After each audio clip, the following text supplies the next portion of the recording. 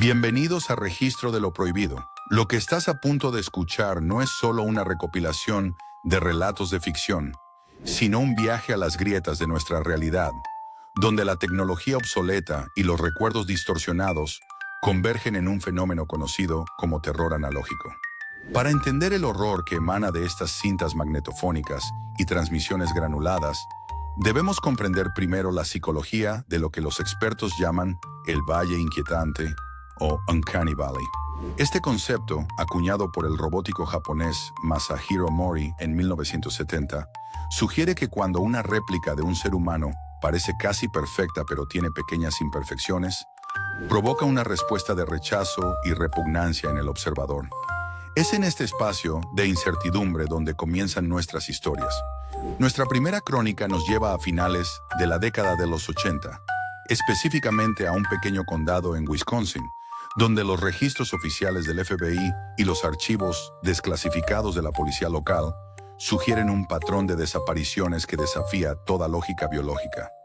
El caso, conocido internamente como el Protocolo de Reemplazo Genético, comenzó el 12 de octubre de 1982. Los residentes informaron haber visto figuras que se asemejaban a sus familiares o vecinos, pero con proporciones ligeramente erróneas. Extremidades 1 centímetro más largas de lo normal, ojos que no parpadeaban en sincronía y, lo más aterrador, una capacidad de mimetismo vocal que rozaba la perfección. Desde una perspectiva pedagógica, debemos hablar de la mímica agresiva. En la naturaleza, ciertos depredadores evolucionan para parecer inofensivos o para imitar a sus presas. Pero, ¿qué ocurre cuando el depredador no pertenece a la biosfera conocida? Los documentos recuperados de una estación de televisión local, la estación de radiofrecuencia VHF que operaba bajo el nombre de Channel 7, contienen advertencias emitidas por el Departamento de Defensa Civil. Estas cintas, grabadas en formato Betamax, instruían a la población sobre cómo identificar a un alterno. El manual de seguridad sugería que estas entidades no son simplemente monstruos, sino proyecciones de una realidad no euclidiana que intenta filtrarse en nuestro plano tridimensional. La física cuántica postula la existencia de múltiples dimensiones. Aquí, el terror analógico nos sugiere que la interferencia en las cintas de video no es un fallo técnico, sino la evidencia de que dos realidades están chocando. Cuando ves estática en un televisor viejo, no solo estás viendo ruido electromagnético sobrante del Big Bang, estás viendo el velo desgarrándose. Continuando con este descenso a lo desconocido en Registro de lo Prohibido, debemos abordar el segundo relato, que nos sitúa en el epicentro de la manipulación mediática y el control de masas. El fenómeno de las intrusiones de señal de televisión no es algo nuevo. El 22 de noviembre de 1987, en Chicago, un individuo usando una máscara de Max Headroom logró secuestrar las frecuencias de los canales WGN-TV y WRTW durante varios minutos. Sin embargo, existe un archivo mucho más oscuro, datado en mayo de 1994, relacionado con una estación regional llamada Local 58. A diferencia de las bromas de hackers, estas transmisiones parecen ser parte de un experimento de ingeniería social llevado a cabo por una entidad desconocida, posiblemente vinculada a proyectos de la era de la Guerra Fría como el MK Ultra. El contenido de estas transmisiones, recuperadas de cintas VHS degradadas, muestra una serie de instrucciones gubernamentales falsas que instan a la población a cometer suicidio colectivo ante una supuesta invasión lunar. Para entender la magnitud de este horror, debemos explicar el concepto de la psicología de masas y la obediencia a la autoridad. Stanley Milgram, en sus experimentos de 1961, demostró cómo los individuos son capaces de realizar actos atroces si una figura de autoridad legítima se lo ordena. Local 58 utilizó esta predisposición humana, pero la llevó a un nivel cósmico. Las transmisiones no hablaban de soldados enemigos, sino de un evento astronómico donde la Luna no era un satélite natural, sino un organismo biológico colosal que observaba la Tierra. El archivo oficial del 4 de julio de 1994 detalla cómo cientos de personas en una zona rural de Virginia salieron a sus jardines, no para ver los fuegos artificiales, sino para mirar fijamente al satélite. La transmisión de Local 58, titulada Contingencia, explicaba en un lenguaje burocrático y frío que la derrota era total y que la única salida digna era el final voluntario. Aquí vemos el uso pedagógico del lenguaje. El horror no nace del grito, sino de la calma con la que se anuncia la aniquilación. La señal analógica, con su grano grueso y sus colores deslavados, actúa como un catalizador para la nostalgia, bajando las defensas críticas de nuestra mente. Lo más perturbador de este caso es el informe forense de la expedición científica enviada a la zona meses después. No encontraron cuerpos, solo ropa vacía dispuesta en círculos perfectos, orientada hacia la posición que la Luna ocupaba esa noche. Los científicos de la NASA y expertos en telecomunicaciones de la FCC nunca pudieron rastrear el origen de la señal de Local 58.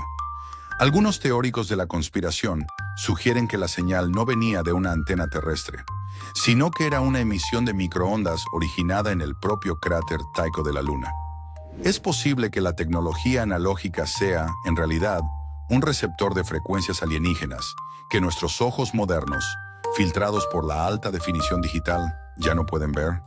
Mientras reflexionas sobre esto, prepárate, porque la tercera historia nos llevará a un lugar donde el espacio y el tiempo dejan de tener sentido. Un laberinto de oficinas amarillentas que parece extenderse hasta el infinito.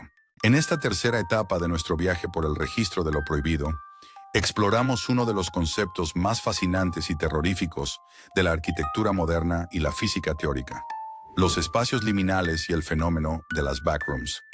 El término liminalidad proviene del latín limen, que significa umbral. En psicología y antropología, un espacio liminal es un lugar de transición, como un pasillo de hotel vacío o una sala de espera a las 3 de la mañana. Son lugares que se sienten fuera de lugar, porque carecen de su función principal: albergar personas. El terror analógico ha explotado esta sensación a través de grabaciones encontradas en cámaras HI-8 y Mini-DV, supuestamente filmadas por personas que han sufrido un glitch en la realidad. El registro más detallado data de 1991, en un archivo recuperado de un laboratorio de investigación llamado Async Foundation. Según estos documentos, la realidad no es un bloque sólido, sino una serie de capas superpuestas. En raras ocasiones, debido a anomalías electromagnéticas o fallos en la estructura del espacio-tiempo, una persona puede no-clip, un término derivado de los videojuegos que describe el acto de atravesar una pared o suelo sólido. Al hacerlo, el individuo cae fuera de nuestro plano de existencia y entra en el nivel cero. Un laberinto infinito de oficinas con moqueta húmeda, paredes de papel pintado amarillo y el zumbido incesante de luces fluorescentes a máxima potencia. Pedagógicamente, este fenómeno puede explicarse mediante la geometría no euclidiana. En nuestra realidad cotidiana, seguimos los postulados de Euclides, donde las líneas paralelas nunca se cruzan. Sin embargo, en las backrooms, las leyes de la física parecen estar distorsionadas. Puedes caminar en línea recta durante kilómetros y terminar exactamente donde empezaste, o entrar en una habitación y salir por un techo situado en un nivel diferente. El zumbido de las luces no es un simple defecto eléctrico. Se estima que vibra a una frecuencia de aproximadamente 60 hercios, una frecuencia que, según estudios de bioelectromagnetismo, puede causar alucinaciones, náuseas y una profunda sensación de pavor en el cerebro humano. El caso de un joven cineasta desaparecido en julio de 1996 ilustra la brutalidad de este entorno. Su cámara fue encontrada años después en un sitio de construcción en California, pero la cinta contenía grabaciones de un lugar que no existe en ningún mapa. La grabación muestra cómo el aislamiento absoluto comienza a fracturar la psique del individuo. Pero lo peor no es la soledad, sino la sospecha de que algo más habita en esos pasillos. Entidades biológicas distorsionadas, formadas por filamentos de bacterias o sombras sólidas que reaccionan al sonido. La Async Foundation intentó colonizar este espacio, creyendo que habían encontrado la solución al almacenamiento infinito y la sobrepoblación. Pero lo que encontraron fue una dimensión que devora activamente la información y la materia. Si alguna vez sientes que el suelo bajo tus pies es un poco menos sólido de lo habitual, o si escuchas un zumbido demasiado fuerte en una habitación vacía, corre, porque una vez que sales de la realidad, no hay un mapa de retorno. Y mientras intentas encontrar la salida, te darás cuenta de que la tecnología también tiene alma, y a veces esa alma tiene hambre de venganza, como veremos en nuestra cuarta historia sobre la inmortalidad digital y los pecados del pasado. Tras haber explorado las grietas de la realidad y los laberintos fuera del tiempo, nuestra cuarta historia nos sumerge en uno de los rincones más oscuros de la tecnología de consumo de finales del siglo XX. El intento de alcanzar la inmortalidad a través de la síntesis digital y la grabación magnética. Esta es la crónica del Proyecto Renacimiento, una serie de eventos que tuvieron lugar entre 1974 y 1982, centrados en la figura de un ingeniero visionario llamado Anthony Miller, quien trabajó brevemente para la corporación Cyberdyne antes de desaparecer de los registros oficiales. El horror analógico en esta vertiente se manifiesta a través de lo que llamamos la teoría de la información de Claude Shannon, pero aplicada a la metafísica. Shannon postuló que la información puede ser cuantificada y transmitida. Miller creía que la esencia de la conciencia humana, el alma, no era más que un complejo patrón de datos que podía ser transferido a una cinta de video de alta densidad. El escenario de esta tragedia es la empresa de entretenimiento infantil Bonnie Smiles, una fachada para experimentos mucho más siniestros. En 1974, dos socios, Jack Walton y Felix Kranken, fundaron un restaurante que utilizaba tecnología animatrónica de vanguardia. Sin embargo, los archivos recuperados de la caja fuerte de una mansión abandonada en Brighton, Michigan, revelan que los endoesqueletos de estas máquinas no estaban movidos únicamente por servomotores y circuitos neumáticos. Los esquemas técnicos muestran compartimentos diseñados para albergar restos biológicos, lo que nos lleva al concepto pedagógico de la memoria celular y la transferencia de conciencia. La ciencia convencional rechaza que las células puedan retener recuerdos fuera del cerebro, pero en el ámbito de lo prohibido, se teoriza que el trauma extremo puede imprimir una firma electromagnética en los metales y fluidos circundantes. El 15 de julio de 1974, tras un trágico accidente automovilístico que involucró a los hijos de uno de los fundadores, comenzó una serie de grabaciones conocidas como las cintas de seguridad de Bond. En estas cintas, el grano del VHS no es solo estática, parece formar rostros en agonía. Aquí debemos explicar el fenómeno de la pareidolia, la tendencia humana a percibir patrones significativos, como caras, en estímulos aleatorios. Sin embargo, en el caso de Bonnie Smiles no es una ilusión óptica. Los análisis de espectrograma realizados por entusiastas de la ufología y expertos en audio forense han detectado frecuencias que coinciden con los gritos humanos, modulados por la velocidad de rotación de los cabezales de video. El terror analógico utiliza la degradación de la cinta para ocultar lo que la mente no quiere aceptar, que los desaparecidos de Michigan no están muertos, sino que han sido fragmentados y almacenados en un formato que se pudre lentamente. La historia de Sophie Walton, la única superviviente de la familia, nos sirve de guía. En 1982, descubrió un juego de computadora rudimentario que servía como interfaz para los archivos de la empresa. Al jugarlo, las imágenes pixeladas y los sonidos distorsionados revelaban la verdad sobre su padre y sus hermanos. Es aquí donde el horror se vuelve personal. La tecnología analógica, a diferencia de la digital, es física. El cabezal toca la cinta. Hay un contacto directo. Esa fisicidad es lo que permite que el dolor se pegue al medio. El proyecto Renacimiento no buscaba salvar vidas, sino crear recipientes eternos. Pero algo salió mal. La entropía, la segunda ley de la termodinámica que dicta que todo sistema tiende al desorden, afectó también a estas conciencias digitales. Lo que queda en las cintas no son personas, sino ecos deformados, hambrientos de reconocimiento y de carne. Pero mientras estas máquinas gimen en sótanos olvidados, en los campos de América del Norte está surgiendo algo mucho más orgánico y aterrador. Algo que la biología moderna no puede clasificar. Pasamos de la frialdad del metal y la cinta magnética a la viscosidad de la carne desconocida. Nuestra quinta historia nos lleva a un archivo clasificado bajo el nombre clave Vita Carnis o la carne de la vida. Para entender este fenómeno, debemos retroceder a 1931, durante una expedición botánica en las profundidades de las selvas del Amazonas que nunca fue reportada a la prensa internacional. Los diarios de campo del Dr.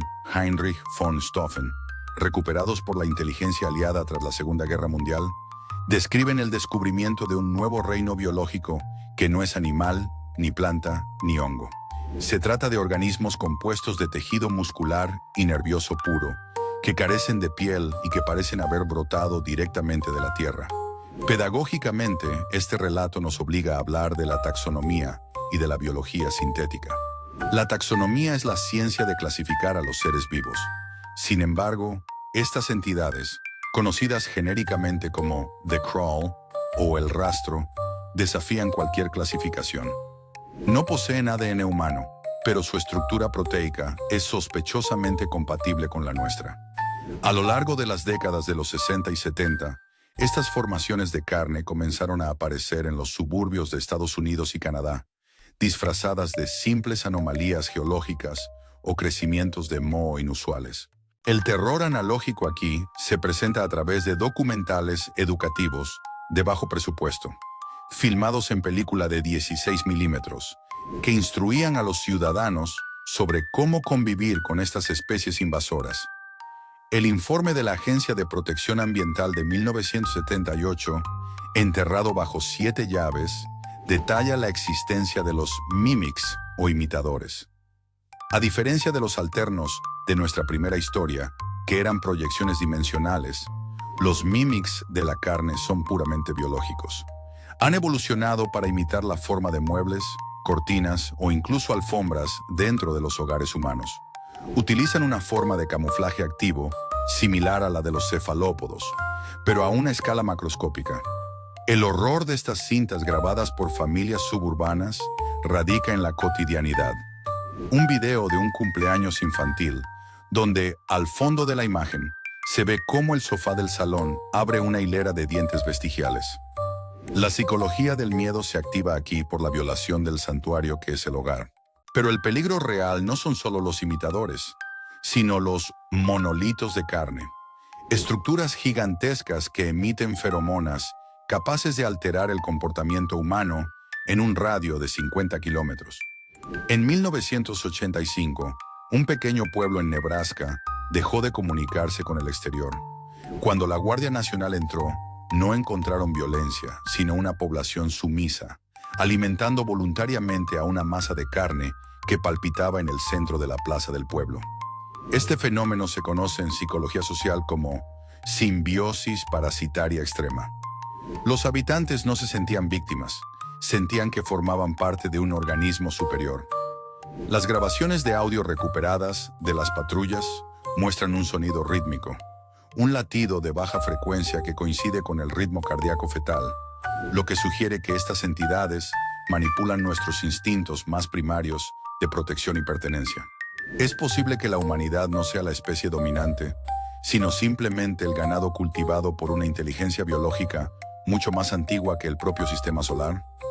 Mientras la carne se expande por el subsuelo, algo en el cielo nocturno ha comenzado a responder a su llamado.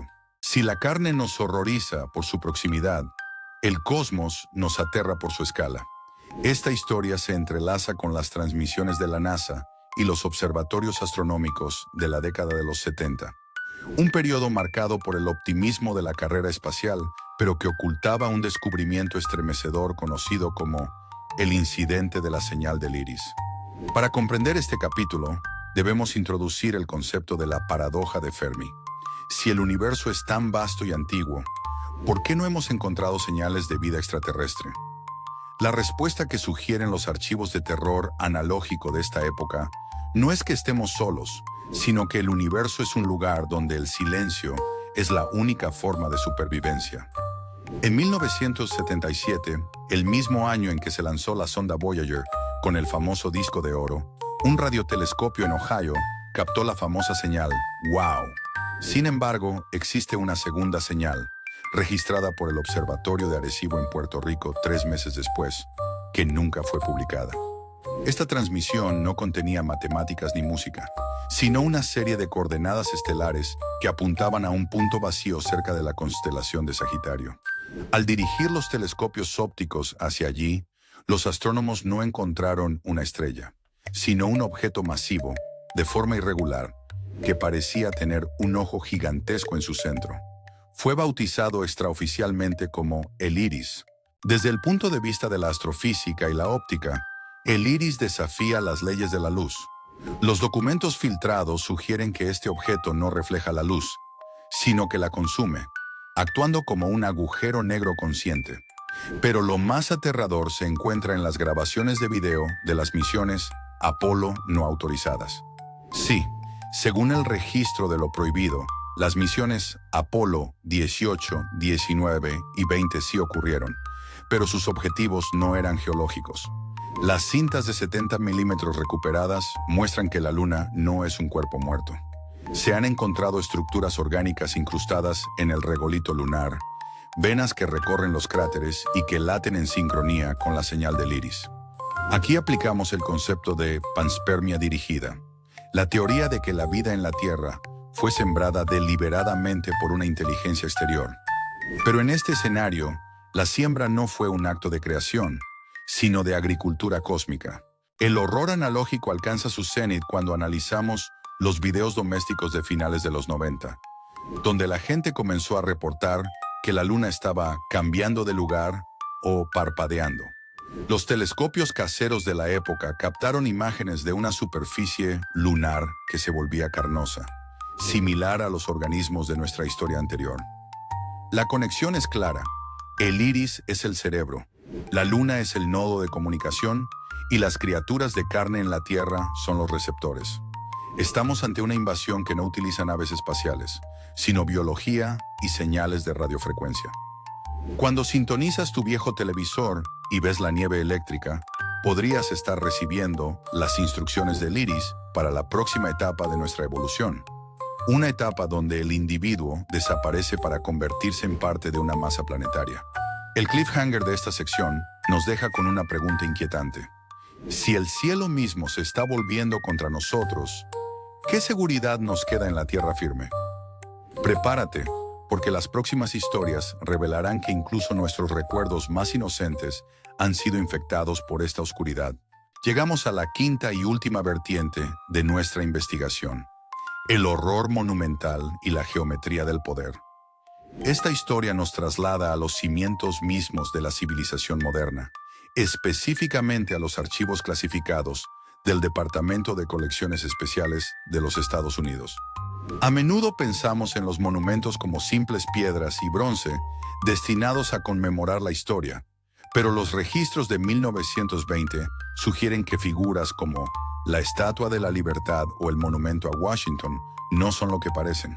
Documentos filtrados del Proyecto Liberty, una operación secreta de la administración de Warren G. Harding, indican que estos monumentos funcionan como contenedores o pararrayos para anomalías espaciotemporales. Para comprender este concepto, debemos recurrir a la pedagogía de la resonancia de Schumann y la arquitectura sacra. La Tierra tiene una frecuencia electromagnética natural de aproximadamente 7.83 hercios. Los teóricos de lo prohibido sostienen que la colocación exacta de ciertos obeliscos y estatuas no es estética, sino que busca sintonizar con esta frecuencia para abrir portales hacia lo que se denomina el Canal Azul.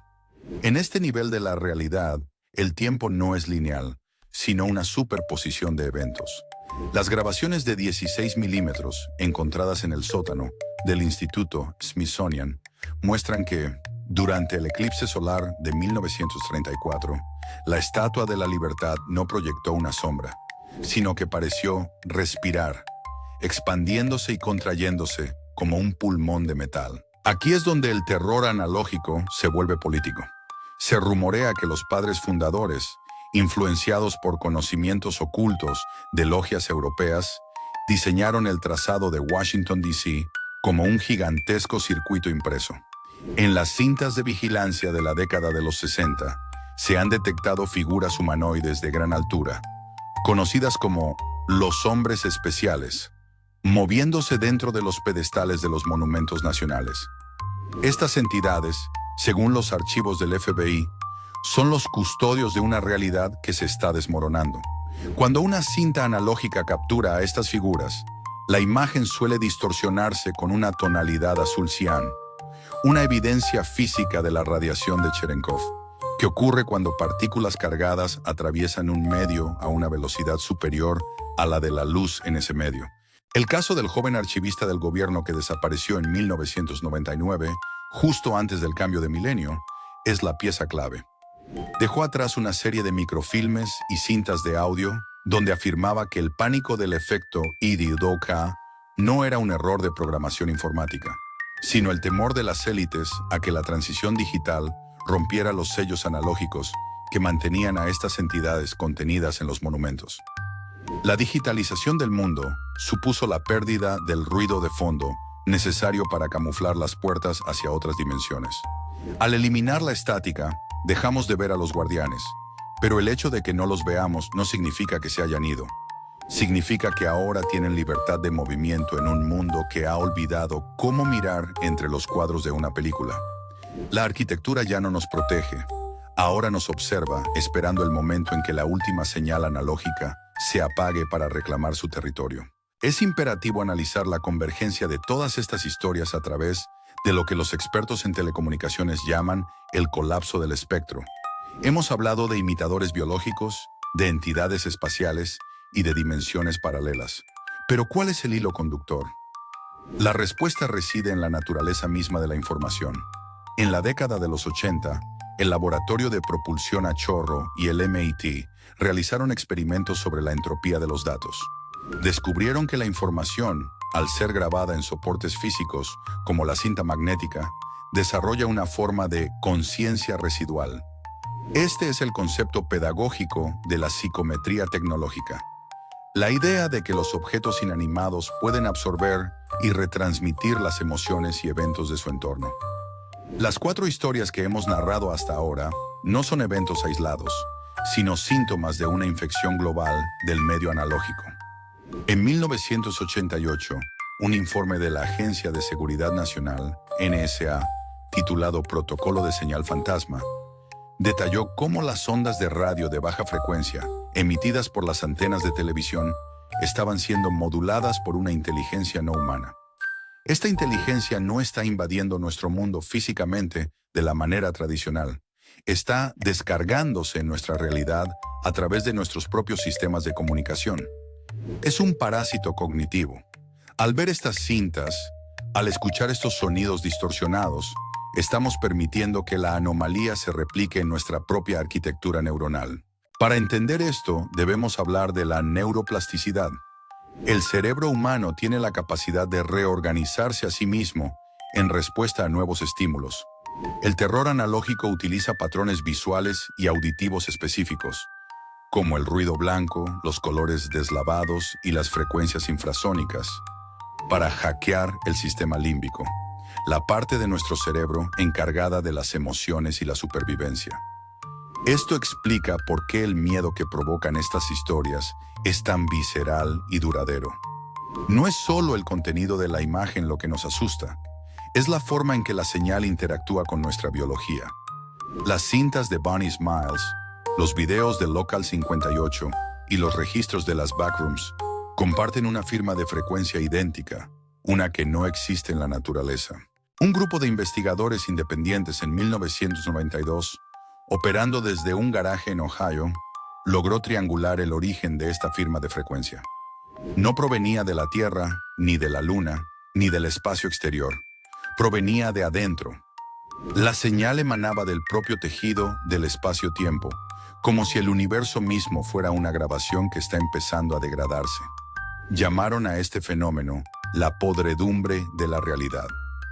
En sus últimas grabaciones de audio, antes de que el grupo fuera silenciado por agentes federales, describen cómo las paredes de su laboratorio empezaron a volverse translúcidas, mostrando una estática infinita detrás de la materia sólida. Lo que llamamos realidad es solo la superficie de una cinta que ha sido regrabada demasiadas veces. Y las historias de terror que presenciamos son los fragmentos de las grabaciones anteriores que se niegan a ser borrados. Bienvenidos a la penúltima etapa de Registro de lo Prohibido. En esta sección exploramos la reacción de la humanidad ante lo inevitable, el gran silencio analógico. A finales de los años 90 y principios de los 2000, el mundo realizó una transición masiva hacia lo digital. Nos dijeron que la alta definición, los discos compactos y la transmisión por fibra óptica eran el futuro del progreso.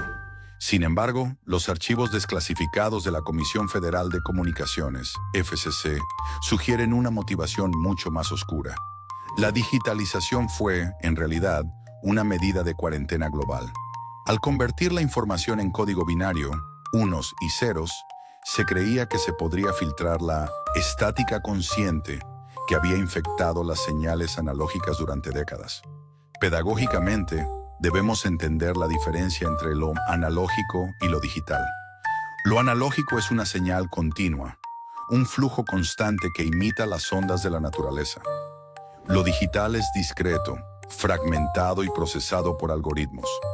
Los monstruos de los que hemos hablado, los alternos, las criaturas de carne, los guardianes de los monumentos, dependen de la continuidad del medio analógico para manifestarse. Al fragmentar la realidad en píxeles, pensamos que los habíamos destruido, pero lo que ocurrió fue un fenómeno de atavismo tecnológico. Las entidades no desaparecieron, simplemente se adaptaron a los espacios entre los datos. Se convirtieron en lo que hoy conocemos como glitches o errores de sistema, pero con una intención maliciosa. En el año 2004, un experimento secreto llevado a cabo en una instalación subterránea en Nevada, conocida como el Sitio 19, intentó reconectar un antiguo transmisor analógico de alta potencia. El objetivo era contactar con lo que quedaba de la señal original de la Tierra. Lo que recibieron fue una transmisión que duró exactamente 13 minutos y 13 segundos. No había voces humanas, solo un sonido metálico raspando contra un cristal y una serie de imágenes de ciudades modernas, pero totalmente vacías de vida, cubiertas por una vegetación de carne y hueso. Esta transmisión, conocida como el broadcast del fin de los tiempos, confirmó que el mundo analógico que dejamos atrás no murió, sino que evolucionó en una línea temporal paralela, una que está intentando sobreescribir nuestra realidad digital actual. El concepto de la disonancia cognitiva juega un papel crucial aquí. La mayoría de las personas prefieren ignorar las anomalías en sus pantallas, los rostros que aparecen por un milisegundo en un video de YouTube o las voces extrañas en una llamada de Zoom, atribuyéndolos a fallos de conexión.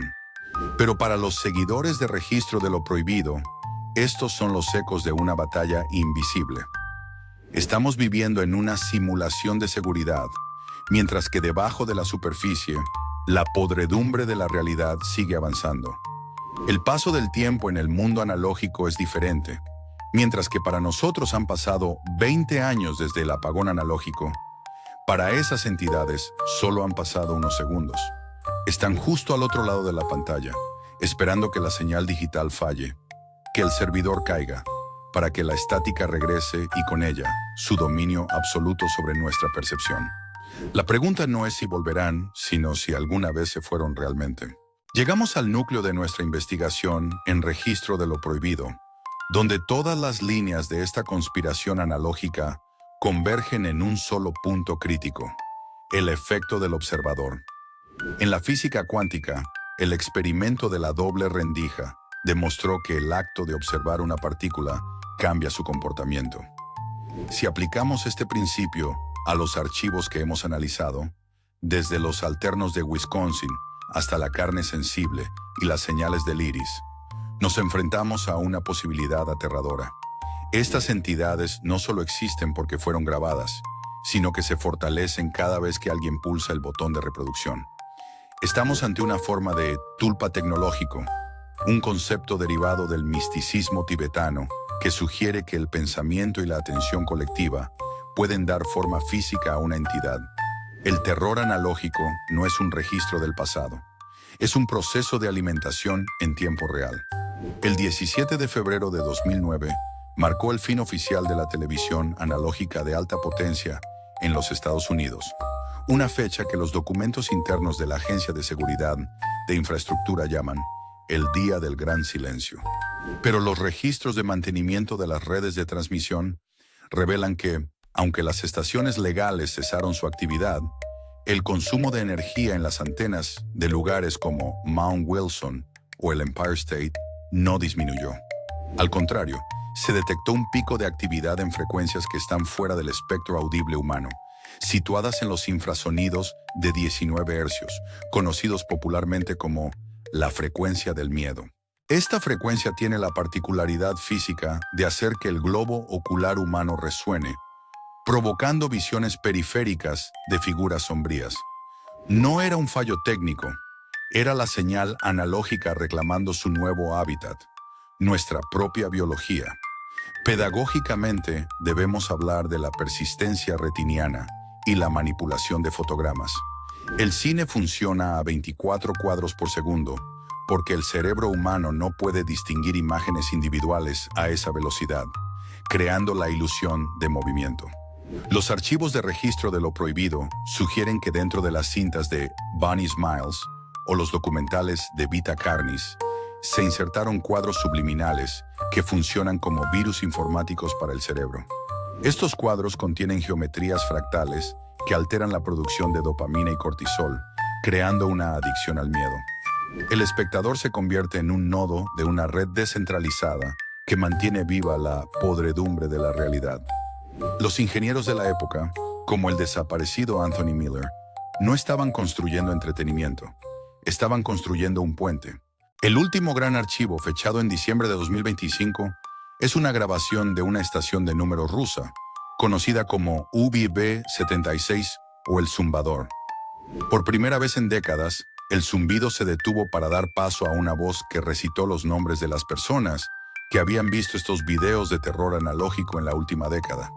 La teoría más extrema propone que la tecnología digital en la que estás viendo esto ahora mismo no es más que una capa superficial de seguridad que está empezando a agrietarse. La señal analógica es como la presión de un océano profundo intentando entrar en un submarino. Cualquier pequeño error de software, cualquier glitch en tu pantalla, es una gota de esa realidad antigua y oscura filtrándose. Si alguna vez notas que la imagen de este video se distorsiona de una forma que no parece digital, si el grano de la imagen empieza a moverse como si estuviera vivo, recuerda que no solo estás viendo un documental, estás permitiendo que el archivo te vea a ti. Y en el mundo de lo prohibido, ser visto es el primer paso para ser reemplazado.